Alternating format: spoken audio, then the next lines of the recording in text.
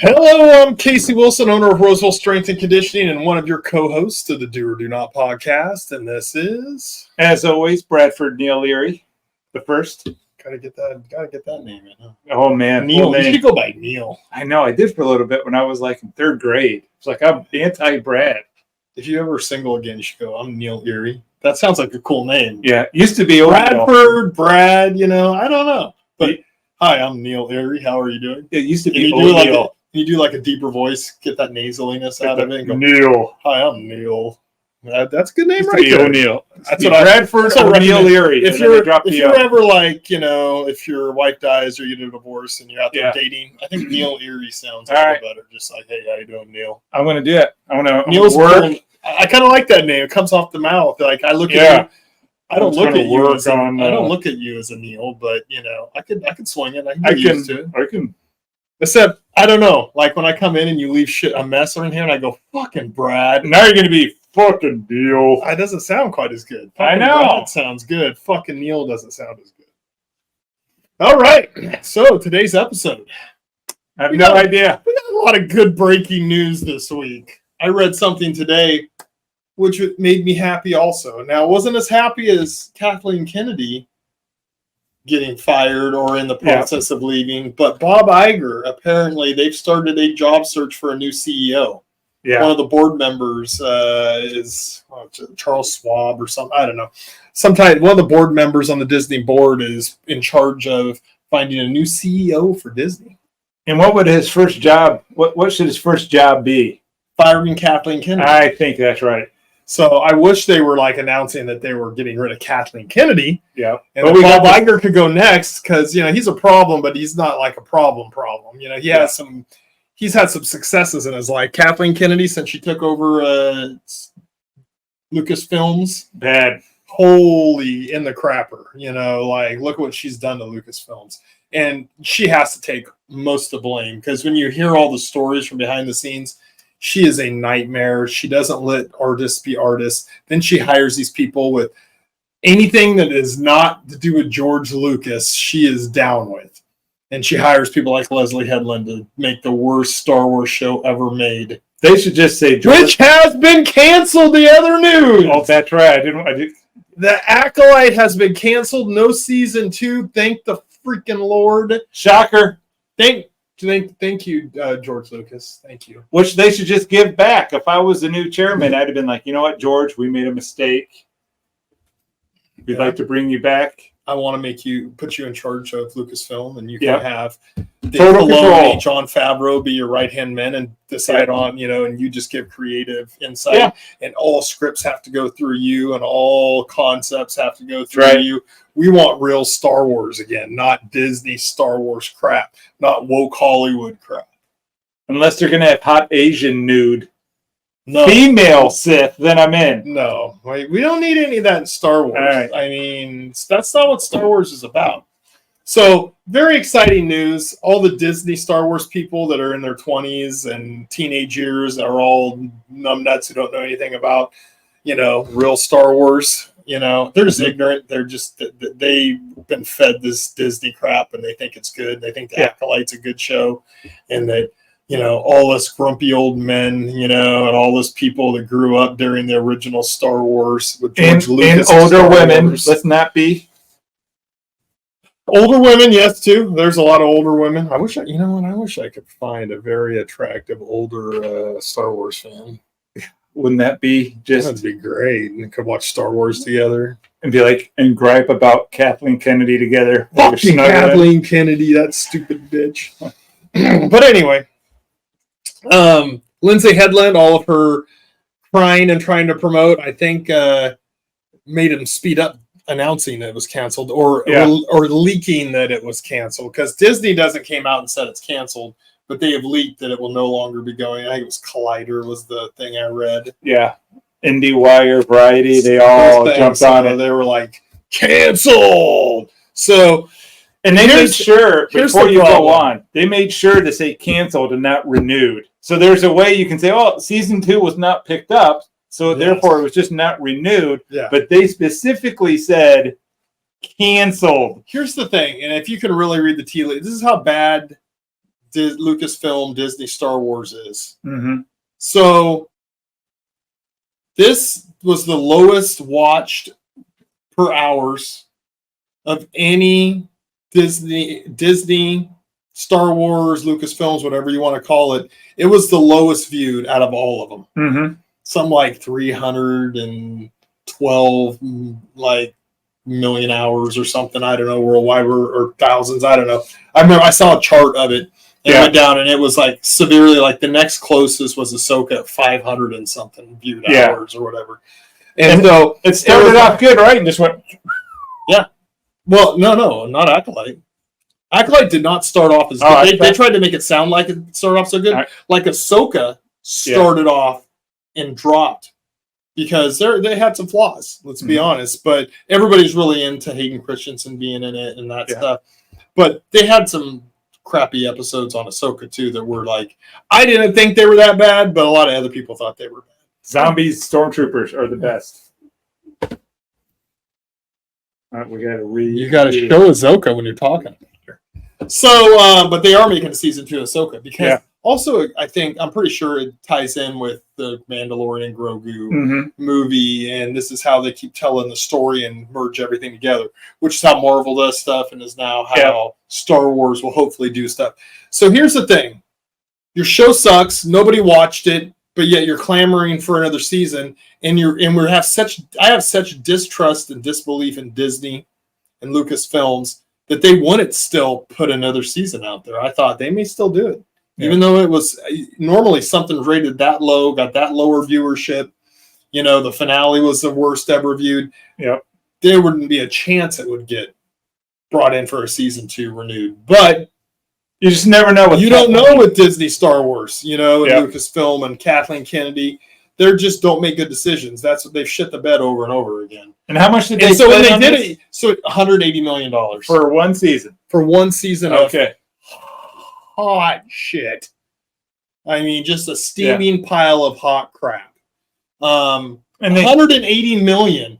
Yeah. That's how stupid these. I don't understand. I really don't understand the decision making that goes on, and it's why I have some disbelief about. I know Dave Filoni wasn't part of deciding on Lindsay Hedlund getting this show. I know it was Kathleen Kennedy. She pitched her ideas to her, but Dave Filoni had to be sounding the alarms and shit. Well, I think Dave Filoni also was involved with a couple other shows that are going to premiere soon, so he was pretty busy. I'm getting suspicious of Dave Filoni. I'm getting suspicious. I'm still on the Dave Filoni. An acolyte of woke Hollywood's too. So I don't know. I know he's well versed in legends and stuff, which is what I want to come forward. I want legends. So let's move into that.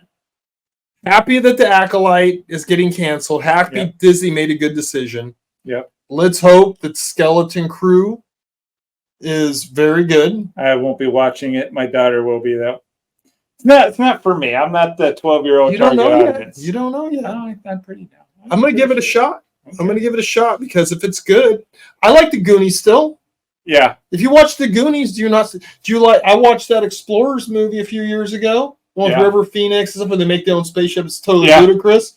But that's what we grew up on. I know. I still like it. But if it has a Goonie feel to it in space, I'm down. There's a level of cuteness on that show that I'm just not prepared for. But my daughter, who I believe is the target audience, she's 10. It's definitely a younger, totally into it. I watch whatever Star Wars. Like I've been watching the Young Jedi's cartoon series with my granddaughter.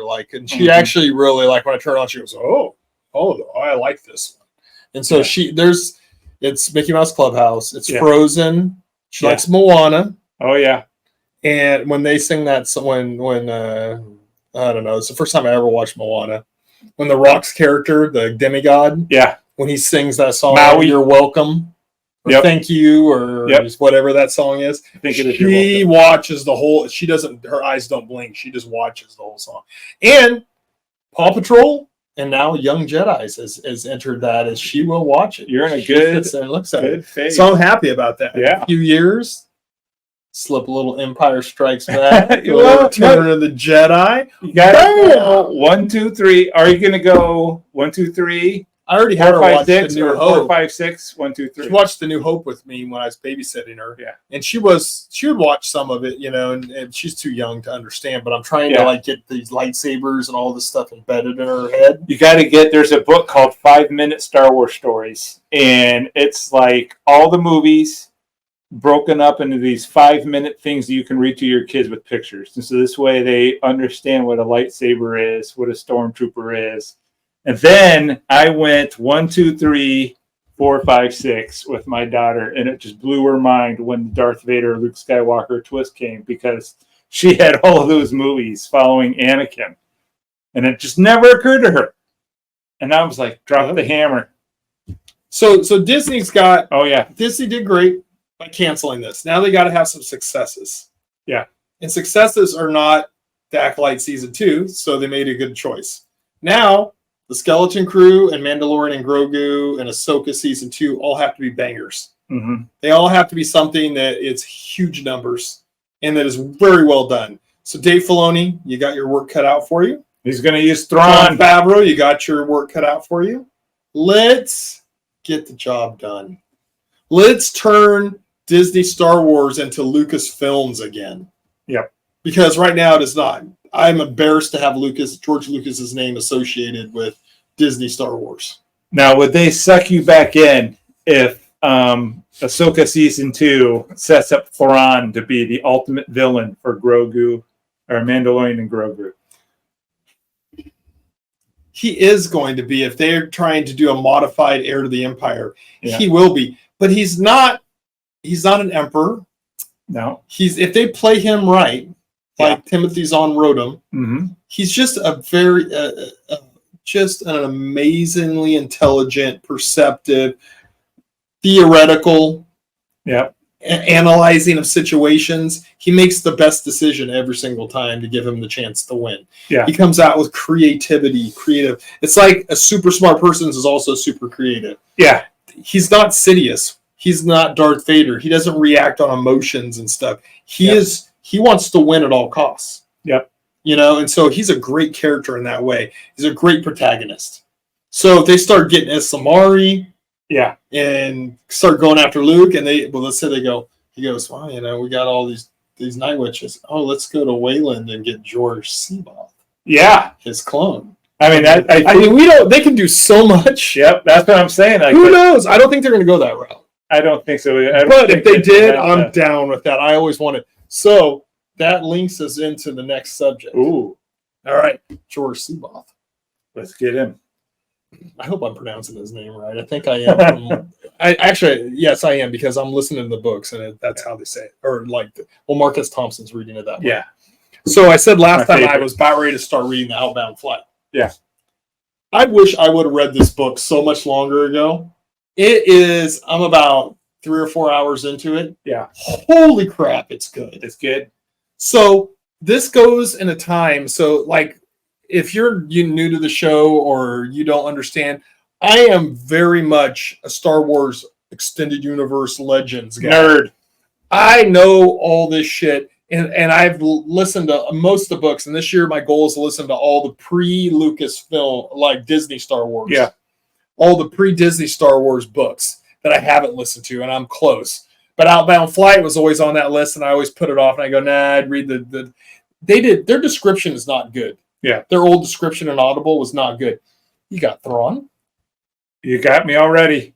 You have Plagueis Palpatine, Sidious Palpatine, after he became the ruler, not when he's been confronted. It's before he turns and does Order 66. This is him being the Supreme Chancellor. Yeah. 3 years after the prequels. So he's manipulating. Working behind the scenes. Yes, he's working. I like the intrigue. I love Thrawn. You have George Seaboth, which you're familiar with from the Heir of the Empire, the real one, not the clone. Ooh, the real one. Okay, this sounds good. Still a Jedi Master on the Council in the Jedi Order, right? And he wants to do this Outbound Flight. It's his big project. There's also Obi-Wan Kenobi and 14-year-old Anakin Skywalker, who's being trained as a Padawan. This book is so freaking good. I might have and it's written by who? Your boy? Timothy Zahn. He writes. Yeah. He's the only one who writes Thrawn. So I might have to break my legacy books just to take this quick detour. I think you should. It is that good. I think I'll do it. I mean, it's 17 hours long, and so I was like going, well, that's going to take me a while, and now I'm already like 4 hours into it. Yeah, and I'm like, probably be further if I didn't have other stuff going. Yeah, on. I think I need this right in between because I'm like right in the middle of all the movies with my daughter. It is so good, and the Outbound Flight. Just to explain, the Jedi have not really, and people have not really went out into the Outer Rim very far. They don't have it charted. They don't have it mapped. And what's beyond the outer? They want to go they were going to inspect everything. Yeah. The outer edges of the unit. How do we go from maybe even galaxy to galaxy? Yeah. Who knows? Yeah. They're taking 6 dreadnoughts, basically big old battleships, linking them all together, these 6 ships, and then have a storage and something where they can put food and all the supplies and stuff they need linked in between, like a big open area. And it's going to be Jedi Masters, and then families and people that live on the ships that can maybe colonize other worlds on the Outer Rim or out in the unknown regions. Yeah. What's in the unknown regions that we know of? Ooh, I know what you're getting at. Chiss Ascendancy. Yep. And so that's where Thrawn comes in. Okay. So everything merging towards this. And George Seaboth is a really interesting character. Yeah. And Palpatine is manipulating him like a master that he is and going through all this. But what was so cool is I didn't even think about, this has Obi-Wan training Anakin. Yeah. And they're going through their shit because he's 14 years old, headstrong, all this. And Obi-Wan, and then George Seaboth has a Padawan, and there's a conspiracy. There's all this stuff going on. Mace Windu, Yoda's in it. They haven't talked. Actually, Yoda has not appeared, but they mentioned him multiple times. But Mace Windu's actually in it, talking. He thinks there's something wrong with George Seaboth. He can't put a finger on it, but he goes, "There's something wrong." That's because George Seaboth is really starting to trend towards not being a Sith or a dark Jedi. Yeah, but he's embracing a lot of darker things, and he is very popular, and he likes getting the press. Yeah. And he's very his personality. So Palpatine is negativity. So Palpatine can manipulate him easier than maybe a Mace Windu who is not. So, but Mace Windu is worried about him. He doesn't know exactly what the problem is. He goes, "I'm not saying anything bad about him." Basically, is the gist of it. But he wants Obi-Wan. First, he sent Obi-Wan and Anakin to this planet that he was doing negotiations on to watch him. Mm-hmm. And so they have an interaction. Because, Obi-Wan's a master, too. Yeah. So they have an interaction where he isn't super happy that Obi-Wan's there, but he goes, if they want you to watch me or to come out here and keep an eye on me or whatever, he knows what's going on. But anyway, he plays it off. And all this stuff happens, right? And then they go back, and Outbound Flight, George Seaboth has a big success in this, stops this missile in midair, crushes it. It was supposed to blow all of them up. Yeah. And he turned in and he solves, this big dispute, which is a big deal. Gets a ton of good press. And what they're trying to do is the Jedi are kind of trying to hold back this Outbound Flight. They're not sure about it. And then the funding for it and stuff's all kind of like Palpatine is manipulating whether it gets funding or not. He's been manipulating stuff. Now he gets all this notoriety and he gets all this basically push. He's big time right then in the news and everything. So they fully fund it. They take the restrictions off it. It's fully funded and ready to go. I'm intrigued. I'm hooked. So it is so good, and I'm only 4 hours into it. Okay. I have an hour left of my book, and I'm going to go. So this is what is so great about the extended universe and Legends, and Disney Star Wars has been crap, and they should have just followed this. I mean, every time I read a book that I haven't read, I go, "What the? This would be so much better than any other." And they could have literally Heir to the Empire trilogy. It's called Outbound Flight? Outbound Flight. All right, I'm getting it. Heir to the Empire trilogy. Then you go into the Legacy of the Jedi, the Yuuzhan Vong War. You probably do more than a trilogy, but let's say you make a trilogy out of that. And then the aftermath of the Yuuzhan Vong War. you could probably do 6 movies on that, going through how Jason Solo becomes Darth Caedus. Bought it. It is so good. And you know what's crazy is they changed that cover now Yeah. to have Thrawn on it. I never knew Thrawn was in. They just had a ship on it before. The old cover just had a big ship on the front and it said Outbound Flight. I never even realized. I didn't even know Timothy Zahn wrote it, to be honest. Yeah. I just always saw it and I'd like look at it and I read the synopsis and I was like, that doesn't sound that good. And then I found out it was. So. Oh, I can't wait. But with that being said, I highly recommend you read the books. I say it all the time. I'm going to keep saying it. Read the pre-Disney, the High Republic books. I don't hate them, but I stopped reading them because they just weren't as entertaining. They were okay, but they just weren't as good. So everything that's pre-Disney by in 2012, Yeah. read those books through the 90s and the early 2000s. What an amazing story, and it's so much better than any movie. I'm sorry, any TV show or movie, because books are always better. That's why we were saying last time I need to read the Game of Thrones book or books. Don't do it until they're all written. I heard that's never going to happen. Yep. I'm not gonna. Then I'll probably go J.R. Tolkien, then maybe Harry Potter. Yeah. Because I'm realizing I'm so angry and I get so frustrated with these shows and movies because I know what could be or what should be, and Star Wars. And I'm not. When I watch the Rings of Power coming up, I'm probably going to really like it. But all the people that are Lord of the Rings, book readers, think they're saying just the previews, it's totally ass backwards and totally screwed up, and they're screwing everything up. And so I don't know. So I just enjoy it. I just watch it and I go, yeah, Harry Potter, loved it. I know the movies go along with the book, but there's so much more detail in the book. Yeah. Here's my view. I want to watch the show first, so I enjoy it. And then I'll read the book afterward and be like, oh, okay, it just added more to it. I don't want to read the book first and then watch it. I'm hearing with the Rings of Power, they're like reversing order of things and like bringing things that are like from one era and generation and making them come in earlier and like movements. But I don't know because I don't never read the books. You're saying there's probably these people are talking about the Rings of Power, like the Acolyte gets talked about. Yeah, I would say that there's probably another podcast of two guys in a room yelling at the creators of the Lord of the Rings. There's more than one. Let me read the books and materials. I've realized Lord of the Rings is crap. The one thing that I have realized, like after Acolyte came out, and like all the uproar, and I always watched a little bit of like Star Wars Theory. Yeah, I liked him, and there was. He brought some different people on, so then I looked their stuff up. Then I found Geeks and Gamers. So I don't watch it religiously or anything like that, but there's a thing called Friday Night Tights, which has a bunch of different podcasters come on. And I'll watch that now. I enjoy it because they're funny and they're entertaining. I like the Theory guy. I just got into him. Yeah, I've been watching him for a few years now. I don't watch a lot of him, but when he has like certain things he talks about, like the title interests me, I'll click on him. But during the Acolyte, I watched a bunch of stuff. Yeah. Because then you get into it because you're like, oh, these people are smart. They think they're saying the same shit that I'm saying. Yeah. And you're going, and so when you find that it's a bias because we're all feel the same way. But the reason we all feel the same way is because we're all smart, have common sense, and realize how crappy Disney Star Wars. You've read better stories and you have a higher standard than people who don't. There's a guy on Geeks and Gamers named Ryan Kennel, I think. Yeah.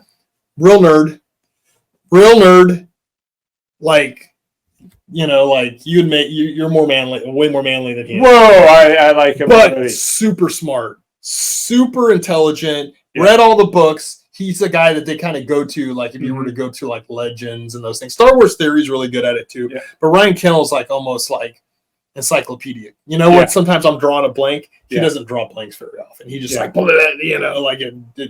The third moon of the. Yeah, he's that. He's very good at that stuff, and I really enjoy watching him. Yeah, and he's also pretty conservative, and probably thinks along a lot of the same lines of common sense stuff, and not this emotional woke bullcrap. Yeah. Kind of maybe a little autistic.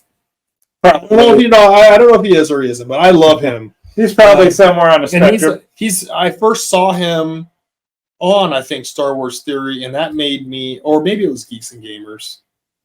or Friday Night. I know I watched one of them, and then I was on Theory. And there's Mahler. There's a few other people have been on, and I really like watching them. So I don't spend a ton of time because I just don't have enough time to watch all of it. But when I am sitting there and I have some free time on a Friday, and I'm like, oh, Friday Night Tights is on, I'll watch it. Yeah. It's a good show. I highly recommend it if you have the time to. Shout out to the Tights. Yeah.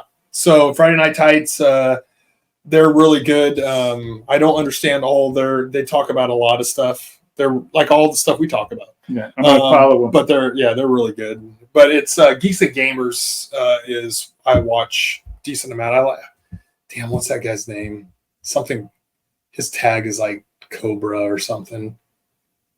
Jeremy is his name. Jeremy, I think.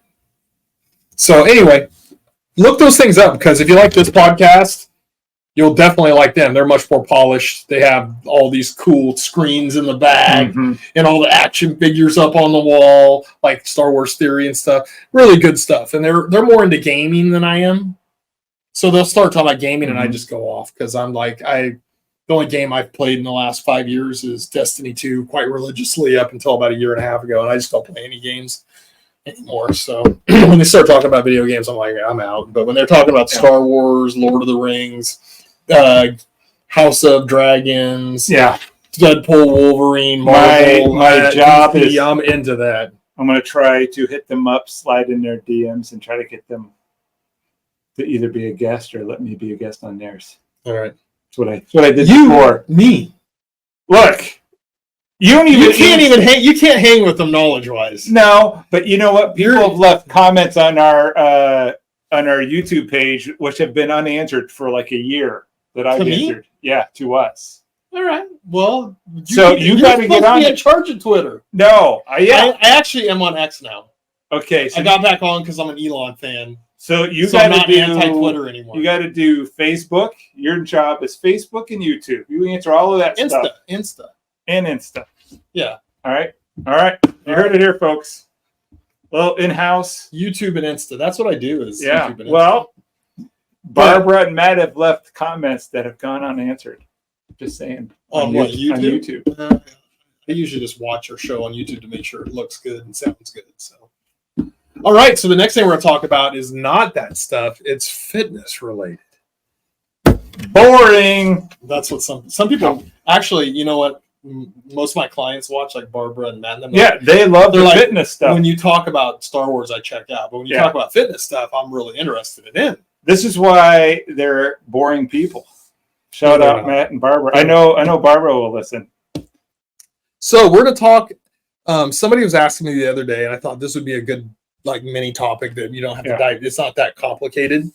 Because somebody's came in and they're a new client. They started training with me, and they go, "So my friend was asking me if we do functional fitness in here." Yeah, and I was like, well, it depends on what your friend believes is functional fitness, because some people have weird, skewed little things, out there. But functional fitness is stuff that is basically simulating what you're doing in real life. Yeah. So functional fitness has to relate like with squatting down to pick something up. So we do squatting in here. Well, that's functional fitness. Yeah. If you're going to, do a rowing or a pulling exercise, you might row, you might pull something in your yard. You have a heavy hose, or you have pieces of wood. You might pull them through the yard, or you might pull a lawnmower. Pulling, working that's functional fitness. Picking something heavy up that's awkward and carrying it is functional fitness. I thought simulating those motions, it's everyday life type stuff. I thought functional strengthening and working out is everything that's not like just standard weightlifting. No, like either weightlifting, like weightlifting, bench and pull, but like functional is like, all right, instead of like a big piece of iron, you're going to lift a sandbag. All right, that is one aspect of functional fitness. Squat, like you're going to work against your own body weight. So I said carrying heavy awkward objects. What do you do in Spartan race? Oh yeah, we carry lots of Atlas stone. You have to do sandbags, buckets. Buckets are not comfortable to carry. No, especially if they weigh 60 pounds. 80 pounds. Yes. So it helped me pick up my son, which is what I listed on here because we're doing Spartan race pretty soon. Yeah, and when we do Spartan race, we do functional fitness. You do a lot of functional fitness. I do a lot of functional fitness because it's not just picking up like a kettlebell Mhm. You can do swinging exercises with it. Yep. You can do exercises that are different range of motions. Yep. I can sit there and stand and do this motion with the kettlebell, and that simulates doing a pulling exercise or pulling a lawnmower or grabbing Yep. something and trying to yank it out. Picking up this kettlebell and carrying it, let's say this one's only 25 pounds, but let's say I pick up, a 45, 55 pound kettlebell and do goblet squats, or I carry it on my shoulder. I do farmer's carries. Guess what? I grew up on a cattle ranch. I did farmer's carries, but with buckets of feed. So if I Buckets of had, water. let's just say for the sake of nothing, I had to get a shovel, dig a 6-foot hole, lift something heavy, put it in, and then shovel, what kind of workout could you help me with that? Now, just throwing it out there. No reason that I'm going to dig a 6-foot hole. What's something that we do that would simulate that range of motion? Oh, man. Well, we gotta do it because I gotta do it fast. Now, I don't want to say any details, but we might need to shift the next couple groups into working the back in the digging, then throwing in there. And so 2 things with digging. Let's just break it down. I really need. Number 1, forearm grip strength. Oh, that sucks. Yeah, we train that, right? We do. When you pick up a heavy the 60-pound medicine ball or the 75-pound one and throw it over your shoulder, what's that motion? Oh, shoveling. Yeah. Okay. Can we do that at that group? Yeah. I mean, those are just 2 easy ones, like forearm. I need dead hangs, farmer carries. They're going to work your forearm and your grip. If the police are listening, there's nothing suspicious. I just need to dig a 6-foot hole large enough to fit a 5-foot 8-inch body. You in better there. hope nobody disappears in your life. They're going to be no reason to be suspicious. You'd go viral though. Yeah. I just want to say, co-host, the Do or Do Not podcast, charged with murder because of the statements he made. The trainer also charged with helping him gain a proper back strength and core to dig the hole. All right. So anyway, that's what functional fitness is. So when we start Spartan training, well, even before Spartan, you're big at multi-functional strengthening. That's what I call multi-joint movement. Yes, it's not just one thing. We're doing multiple things that work out multiple parts of the body, which I call functional, because it's really maximizing the most amount of work and the least amount of movement. Yeah. And you're very good at that, unfortunately, because it really sucks when you have to do them in large sets. Yeah, it's the more muscle engagement you get. Now, let's be honest. Yeah. In real life, do you sit there and do it? Maybe if car falls on top of you, you have to do a bench press. Sometimes. But in general, I mean, if you're playing football and you're doing this, those things are important. Yeah. Or if you're a fighter and you're trying to push somebody away or you're wrestling. But in general, doing a bench press, what are you going to do in real life? Unless you have to push a car. But you have to use your legs a lot for that anyway. That's the main mover. There's not a lot doing a bench press, but it's good for developing your chest muscles and that strength. You want to have balance, but functional fitness, I would not say, is like a bench press. No. To me, that's just lifting weights. Also, if you really think about it, how often do you pull? I love doing pull-ups, but are you hanging over the edge of a cliff very often where you have to pull yourself over it? No. Maybe when you're getting out of the pool. Well, I like doing curls, but they really serve no true purpose. Other than that's not true. A lot of your carrying exercises. Well, see, now I got to do more curls for the girls. So let's say you're doing cement work. Let's say you're carrying bricks. I totally do cement work. Let's say you're building anything. You have to carry stuff. And so unless you're getting a wheelbarrow, but even a wheelbarrow, you're hoisting it up. You're using some biceps. But you don't need to do as much curling as you do. Yeah. You do the curls for the girls. I do curls for the girls. Yeah. I mean, I can't work on my stuff. They don't ever impress the girls, but really working on my hair. But for instance, I was going to use the example of functional fitness.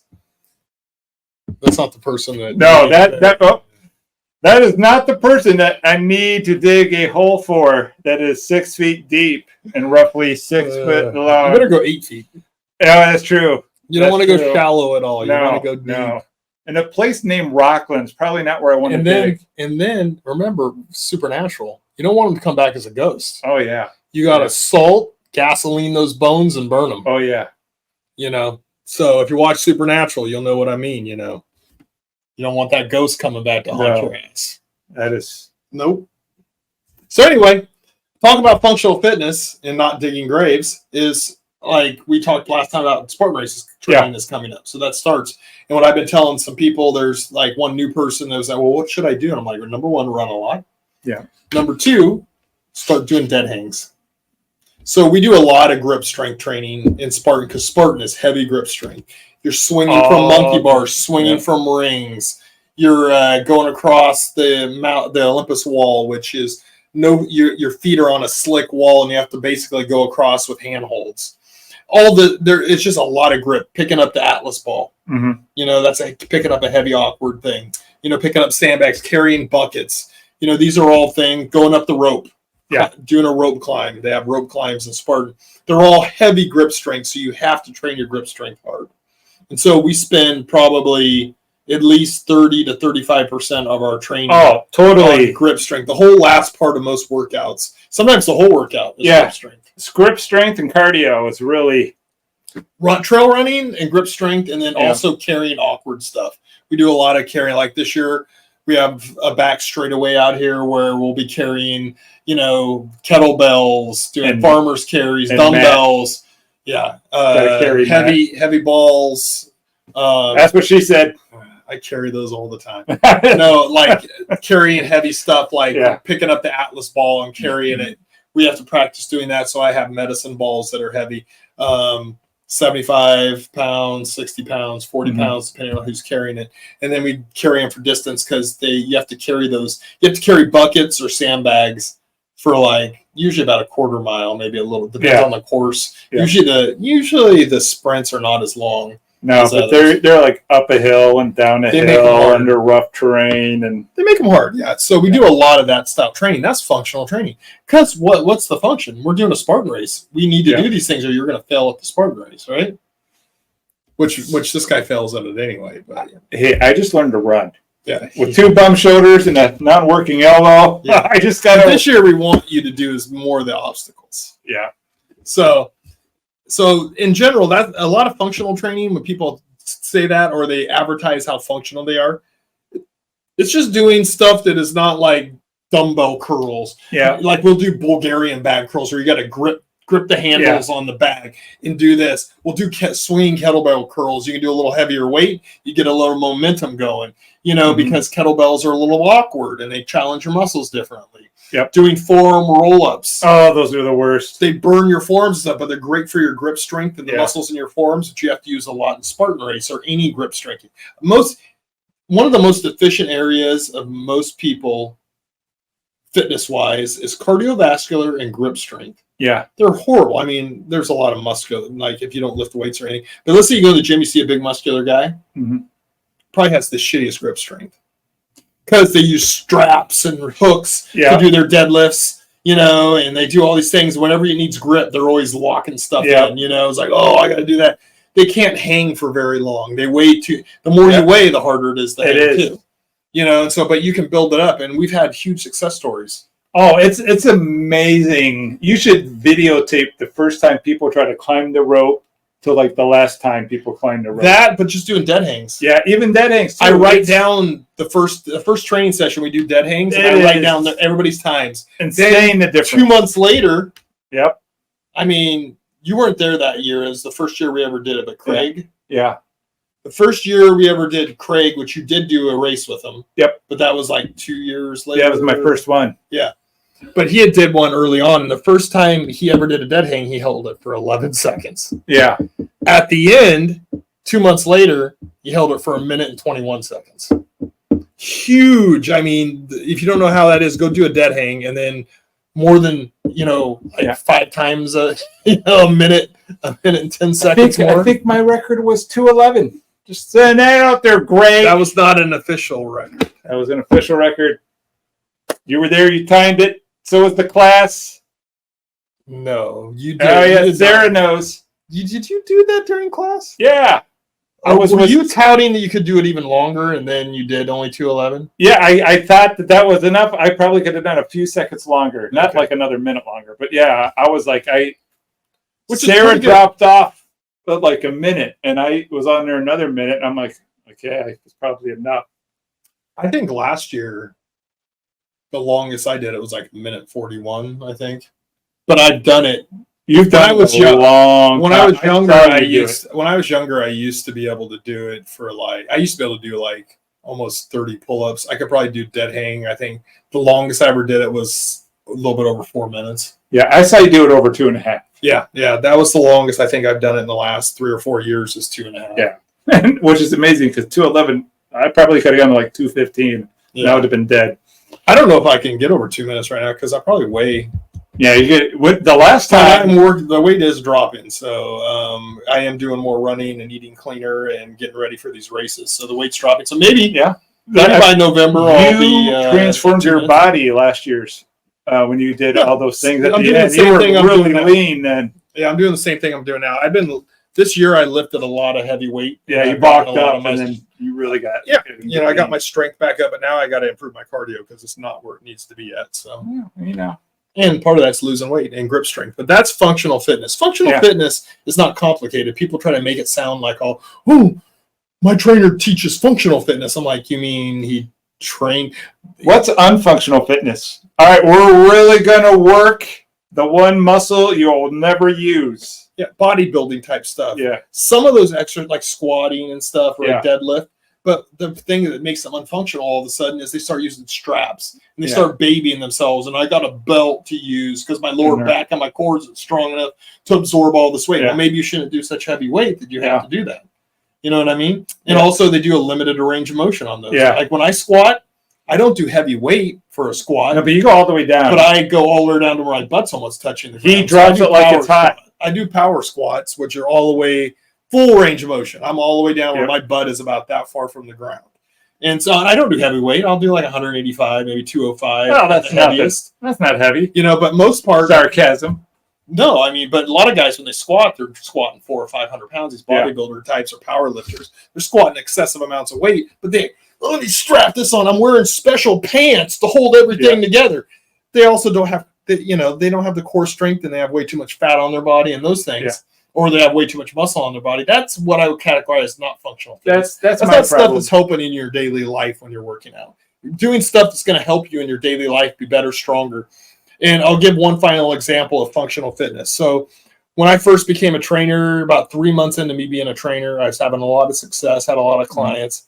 And partly it's because I just talked to people in the gym. I worked at 24-hour fitness, and I'd go up and just converse with people on the floor, ask them questions, give them some tips, because I'd been working out for a long time when I became a trainer. And then I started doing all these classes and getting all educated and realizing, some of the dumb stuff, some of the gym bro stuff that I was doing was probably not smart.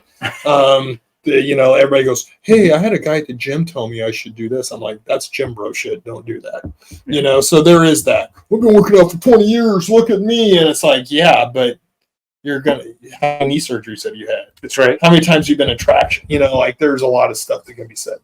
Most of it is messing up your shoulders and knees that these guys do that think that, I'm going to get a better pump in my quads if I stand and elevate my heels on a weight plate or a 2x4. Yeah, and then you're going to sever your patella tendon and your patella off. Well, but yeah. Let me give that example. Okay. So I see this lady, and she comes in a couple days in a row, and she walks right along the wall so she can keep her hand on it because she loses her balance real easy. Yeah. And she's only like 63, I think, at the time. Yeah. That's young considering we're. I know, but when I started, I've been training for 20, whatever. Just say when you're 50, 60, so I was young. much younger back then. Yeah. So I went up and I talked to her when she was on the treadmill. She'd walk in, get on the treadmill for 20 minutes, walk very slow, like 1.5 miles an hour, like barely, like not even a fast walk, just a really slow walk, and hold on like this.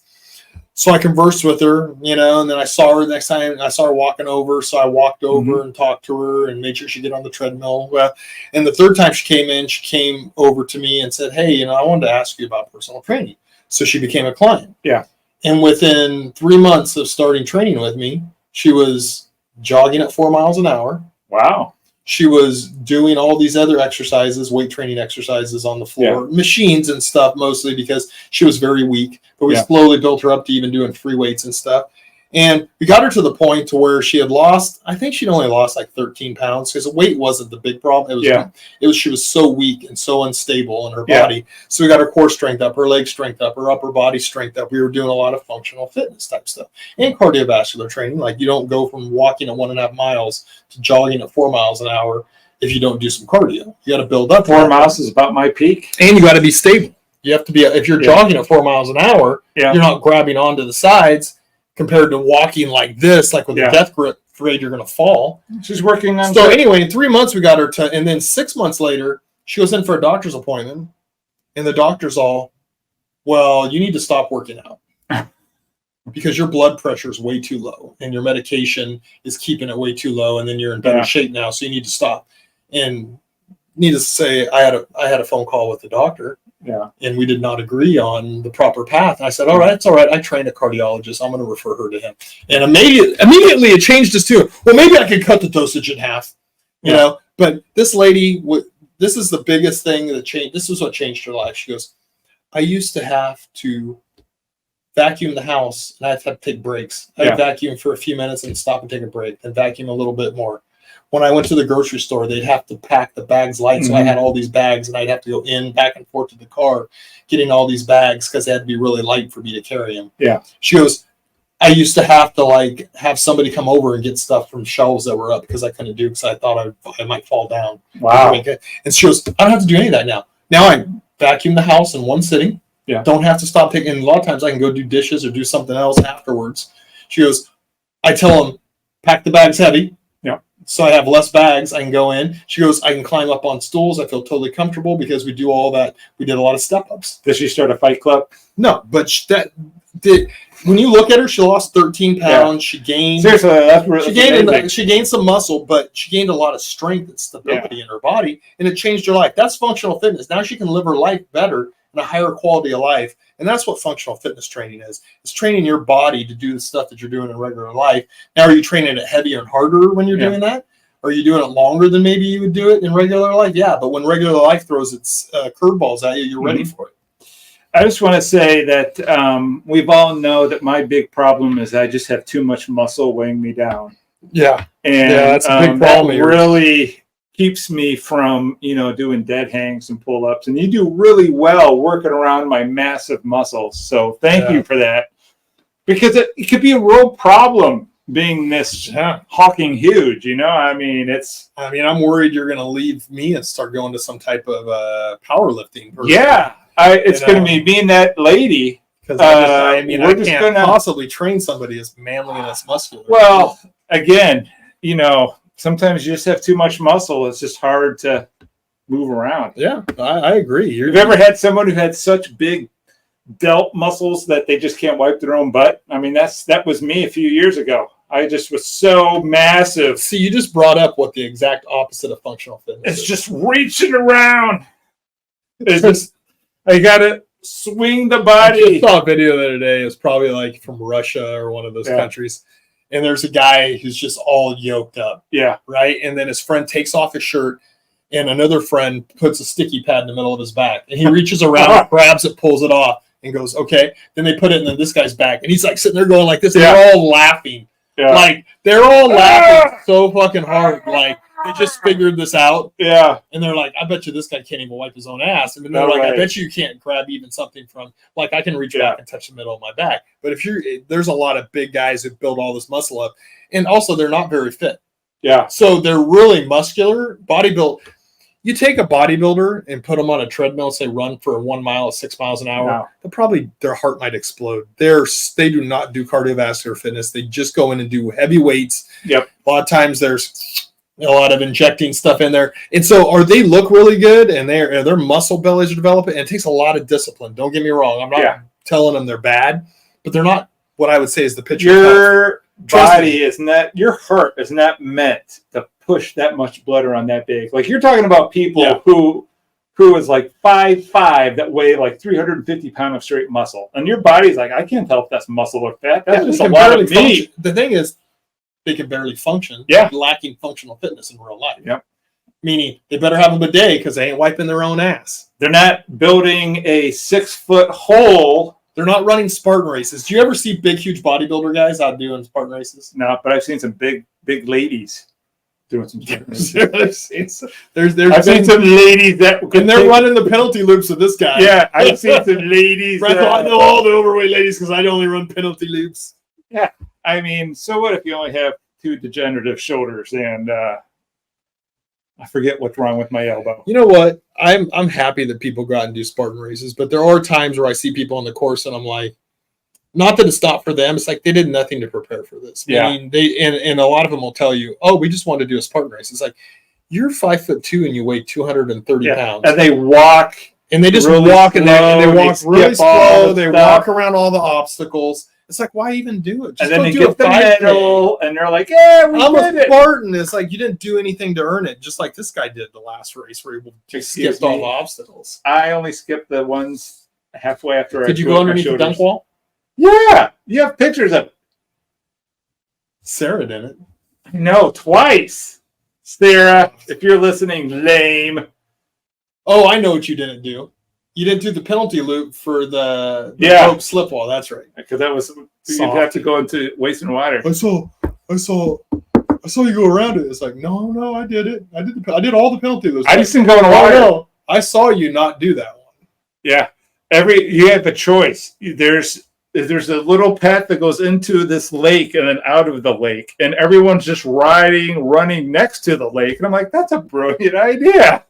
And then I started it. And that was your other cheat. I'm talking about the slip wall with the rope. Oh, yeah. All the way out to the pole that was out there, go around it. No one did. Everyone was just running right by it. Yeah, because it's an easy obstacle, and everybody got up and over it. I was watching people slide down, and they just ran by it. And I'm like, what anyway, functional fitness is being able to go out and do all these things. Ruin his beautiful face in that cold water. Anyway, that's what functional fitness is, and we're gonna wrap this up today. But we'll be back next week, right? Oh yeah. I never know, Brad. It could be 2 months before we do our next podcast. That's why I said I'll start doing some individual. The kids are in school. We'll do an update. We'll do an update about Outbound Flight. Oh yeah. I might have for my mastermind group. I'm gonna have to read a 5-hour book, so I may have to not read it as much as I would normally read it. Oh, it might have to be a podcast from 2 weeks from now. Yeah. As long as it'll be coming up today. I will go over when I read these books. I keep trying to my plan was whenever I was reading these books, I would do kind of a book report, but then we missed so much time. So, and I read through so many books. It's like, yeah. But Outbound Flight, I will try to do an update, and then we'll see what news comes out, what different things are happening. Rings of Power starts soon. Yep. We'll discuss our feelings of being uneducated with J.R. Tolkien books, and we'll just go, hey, I really like this. And then somebody will come and you guys are fucking idiots. You guys don't even know that. That's one way to drive up. Galadriel shouldn't even be doing this, and Sauron really wasn't this. And it's like, Sauron they're making him into a good guy when he's a bad guy, just like he was 3.2 billion years old, and they said he was 1.7 billion years old. So we'll get a lot of shit from that because neither one of us. Anything that helps the numbers. We won't talk about House of Dragons since we didn't talk about it this time. No, we'll do it next time. No, we won't. We'll wait till season 3 in 2 years, and then we'll discuss it. Yes, I know, right? Jerks. Maybe we should. Have you read the Game of Thrones books? No, not until they're all over. Maybe when I'm done reading the Star Wars books, maybe we should. You're going to get disappointed because they're all half done. Not half done. He hasn't continued the story to a certain extent. But there's so much good. From what I hear, there's a lot of good stuff. All right. You'll let me know. All right. That's it for today. Whoop, whoop.